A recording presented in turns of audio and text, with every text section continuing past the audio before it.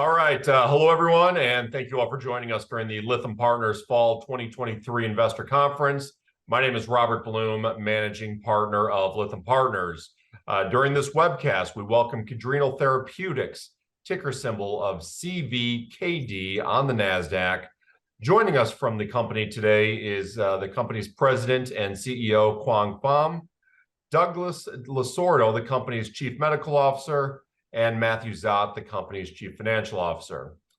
Today, the management team will run through the company's slide presentation, but before I turn it over, I want to remind everyone that the management is available for one-on-one meetings later today. If you've not already signed up and would like to do so, send me an email at Blum, B-L-U-M, at lythampartners.com, or visit our website, lythampartners.com/virtual. Click on the one-on-one meeting request button, and we'll look to get you taken care of. So with that said, Quang, turn it over to you. Thank you, Robert, and thank you to Lytham Partners for having Cadrenal join your fall conference. Hi, everybody. I am Quang Pham, the founder and CEO of Cadrenal Therapeutics. We're going to walk you through our corporate deck and certainly welcome questions at the end.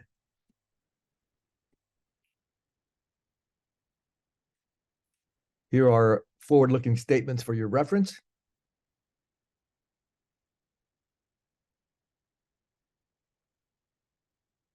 We are developing tecarfarin to prevent heart attacks, strokes, and deaths in patients with 3 certain rare medical conditions where warfarin has failed to achieve sufficiently reliable anticoagulation.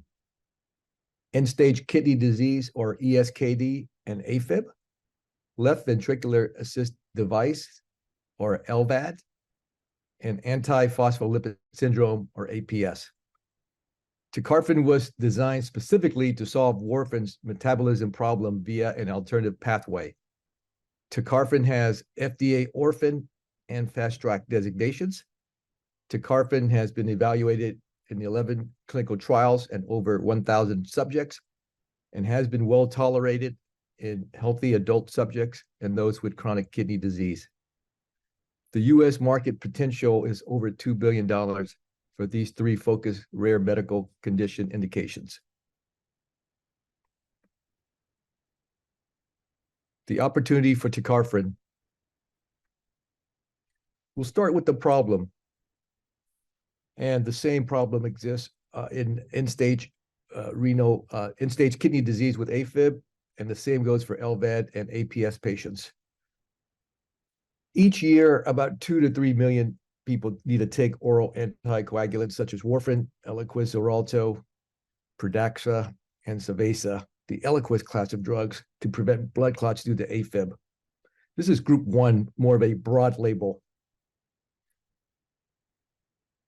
For 70 years, warfarin was the only option. And in the last 13 years, the Eliquis class of drugs have come onto the market. Yet, they are not widely prescribed for these 3 medical conditions that we're focused.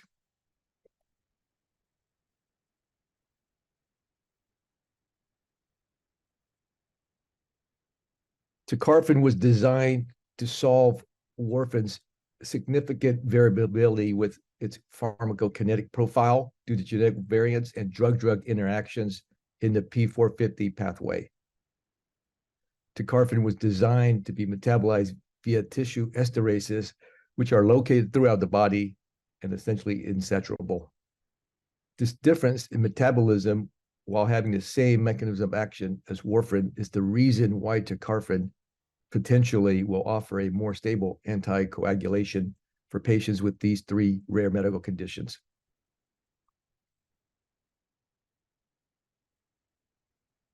Our developmental plan is 3-pronged. ESKD plus AFib, which is phase 3 ready. LVAD and APS regulatory and development plans are underway.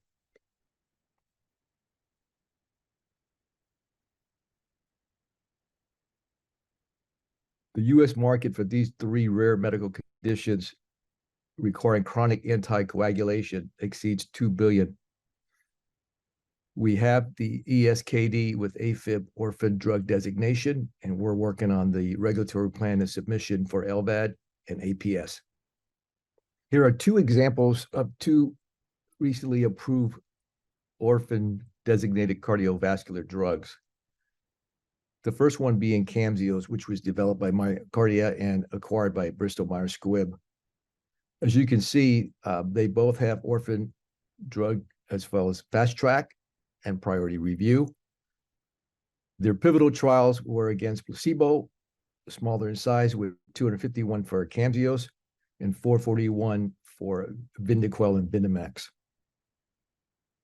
The drugs were approved and subsequently priced for $90,000 approximately for Camzyos, making it one of the most expensive drugs. And Vyndaqel Vyndamax was priced at $225,000, making it the most expensive cardiovascular drug in the US.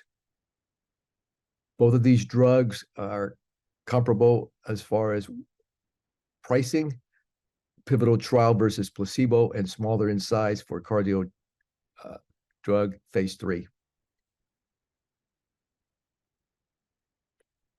We believe the time is now and right for tecarfarin because these 3 and possibly more rare medical conditions that require chronic anticoagulation are not adequately addressed by warfarin and the Eliquis class of drugs.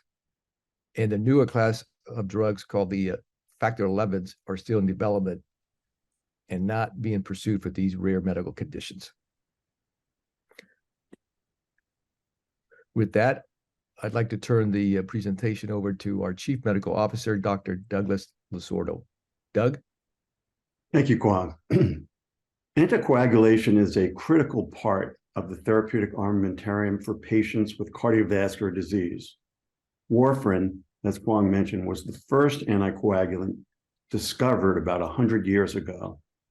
That discovery, you can actually go back to the previous slide, that discovery accidentally identified the importance of vitamin K in the formation of at least 4 clotting factors.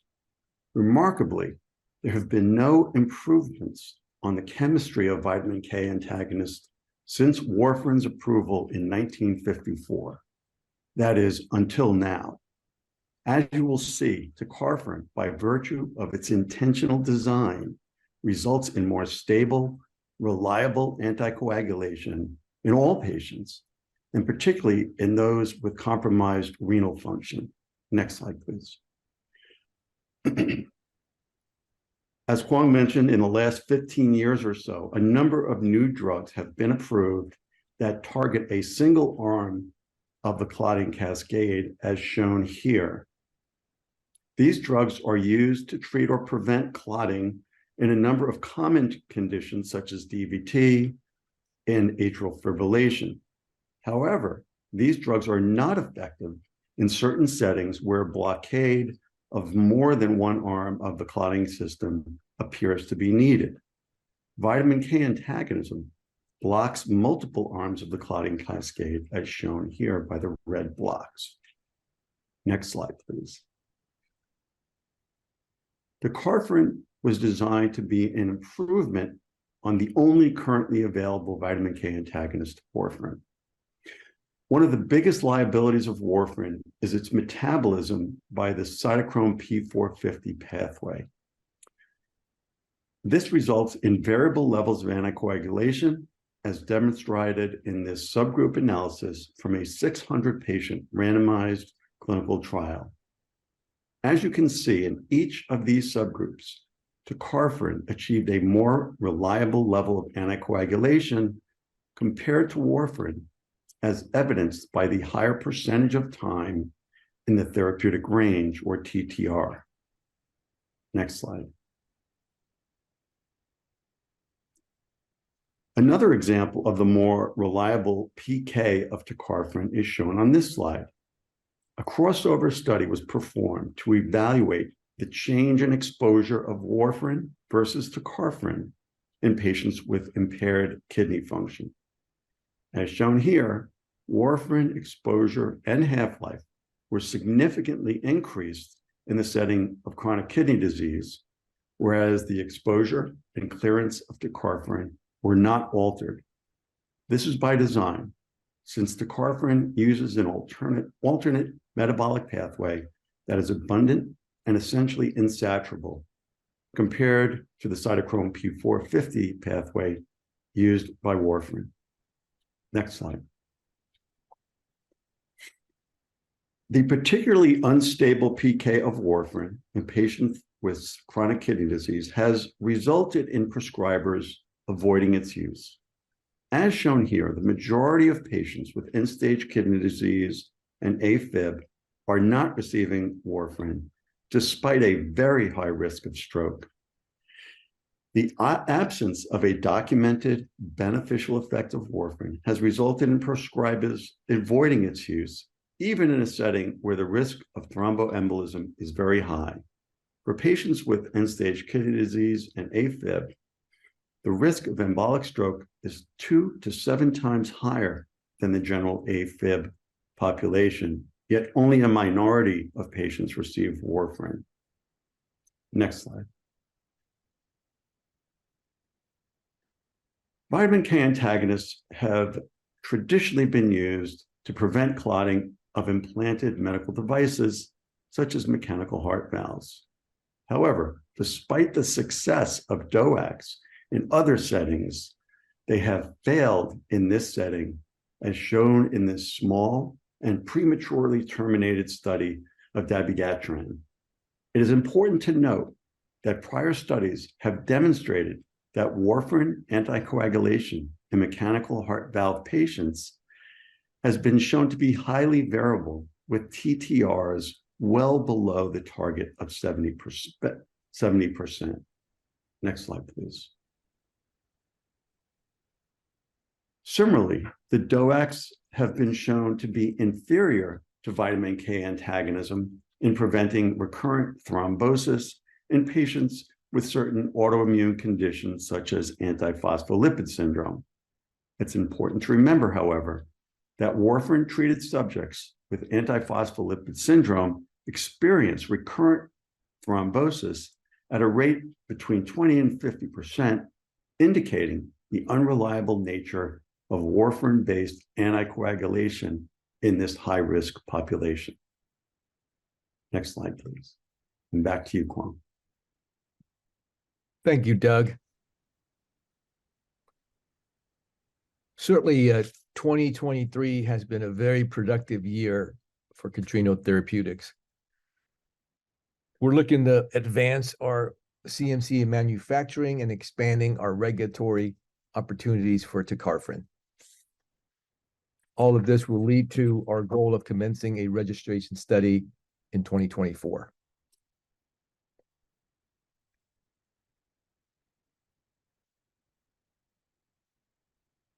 I'd like to share with you our team's experience. I've been in pharmaceuticals since 1995, shortly after leaving the Marine Corps as a helicopter pilot. I've been an entrepreneur since 2000, and Cadrenal is my third company.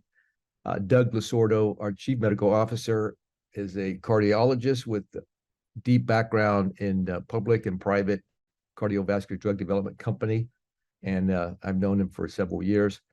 Our CFO and co-founder, Matt Zott, is a highly experienced public company CFO who has spent most of his career in the life science space. Matt and I worked together 15 years ago, and we're happy to join forces again.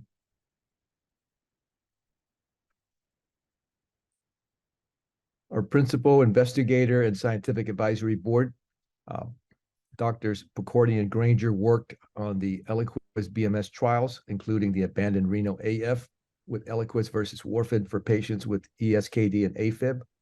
Dr. Granger was the primary investigator on the Eliquis pivotal trial versus warfarin for AFib patients with nearly 21,000 enrolled patients. The rest of our advisory board include well-known and deep experienced cardiologists, cardiac surgeon, and nephrologists from around the country. With that, I'd like to turn the presentation over to our Chief Financial Officer, Matt Zott. Matt? Thank you, Kwang. So quickly, we have a very clean and simple balance sheet. We completed a financing in mid-July and sold our common stock at $1.75 per share. We now have over $9 million of cash on hand and no debt. This recent raise, coupled with our highly efficient expense management, has strengthened our balance sheet and provides capital and flexibility to continue our progress towards regulatory approval. Our cash usage is approximately $800,000 per quarter, as we are very diligent and efficient with our spending and cash resources. Of course, the cash usage will ramp up once our pivotal trial commences. Now, moving to the cap table, it's clean and rather straightforward. We have 13 million shares of common outstanding with 3 million pre-funded warrants, which were issued in our most recent PIPE. So effectively, we have 16 million shares of common outstanding, of which insiders, including board of management, own 47%. We do have approximately 4.3 million warrants outstanding from our recent PIPE. These warrants have an exercise price of $1.75 per share. As we continue to progress our regulatory strategy and the development of tecarfarin, a potential warrant exercise in the future would generate an additional $7.5 million in cash. If we include the pre-funded warrants in our outstanding share count, our market capitalization is roughly 10 million, which is really unprecedented to have a late-stage cardiovascular drug with such a small market cap. And lastly, while issuing additional equity in the future is an option for us, we are focused on securing partners to help fund additional trial costs, and of course, minimize future dilution. And with that, I'll turn it back over to Kwong. Thank you, Matt. In closing, we believe we provide investors with a rather unique opportunity, as summarized by Matt just now. With the FDA's constructive guidance and our belief that the clinical data to this point has been highly encouraging, we look forward to the development of tecarfarin. Thank you for your time today. With that, I'd like to turn it back over to Robert. All right, perfect. Everyone on the presentation here, thank you very much for your time today. We greatly appreciate it. Again, I'll just sort of close up. If anyone out there has not scheduled a one-on-one meeting yet today and would like to do so, again, shoot me an email or visit our website. Again, that's lythampartners.com/virtual. Click on that one-on-one meeting request button, and we'll look to get you taken care of. So, gentlemen, thank you again. We hope you all enjoy the conference.